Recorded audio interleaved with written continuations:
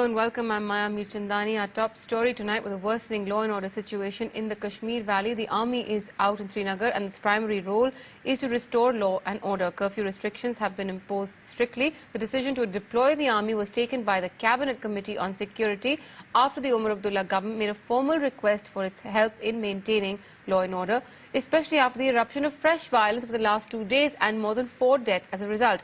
An overnight order cleared the use of the army after consultations between the state and central governments. But it's a move that's evoked strong reactions from the people and the opposition in Kashmir.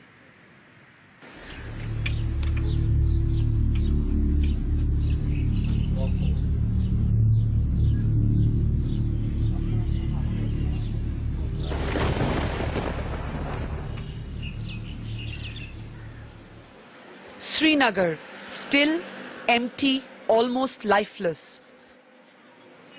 A deceptive quiet cloaking the dark storms that have hit the valley. A city that wonders when the clouds may pass and when the sun may shine again. A city that is now under the watchful eye of the Indian Army.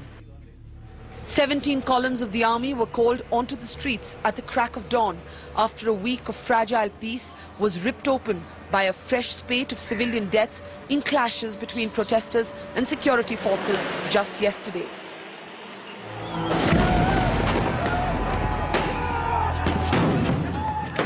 A grim chief minister then worked the phone lines to Delhi and made it clear now was the time to use the last line of defense. And despite some serious reservations at the center about the political symbolism of using yet more force to handle the simmering anger, eventually it was a thumbs up from New Delhi. It may be a politically bad decision, but it is for the benefit of the people, it is benefit of the state, and we don't want everyday killings. Aware of the sensitivity, the army's mandate is only to be a deterrent against a worsening security situation. The army, sources made it clear, would not be used for crowd control or in crowded inner city neighborhoods where it could come into direct confrontation with protesters. Instead, soldiers would keep an eye from the periphery, but with the aim of sending a strong message that the priority right now was to restore law and order and bring down tempers. But is this a move fraught with even more dangers and risks? Can it address the upsurge of anger on the ground? The opposition says this move should never have happened. Today, it seems that there is total failure of the government, the political process on all fronts. But that's why the army has been called, and it's not going to help in any way, but it's definitely going to add further to the alienation of the people. This is not a right decision, according to me. Ironically, the Chief Minister himself has said that the recent unrest underlines the failure of a political process in the valley and also the urgent need to revive a domestic dialogue. Would you concede that what has happened is at least partially the result of the failure of a political dialogue, a political process within Jammu and Kashmir? Absolutely.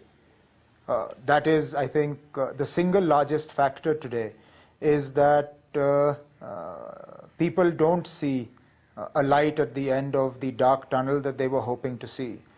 And until we address it politically, we will always have a problem here, regardless of who happens to occupy the Chief Minister's office in the Secretariat.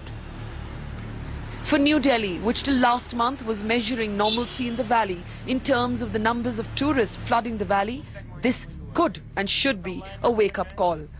Today, of course, as this man told us, even tourists like him could not make it into the city without trouble.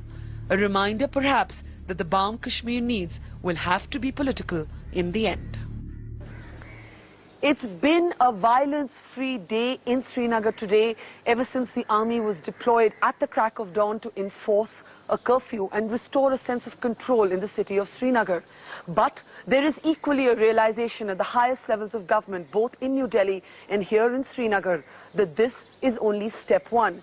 Step two to restoring peace has to be to revive a stalled, almost dead domestic dialogue process here in the valley. In Srinagar, Barkha Dutt for NDTV.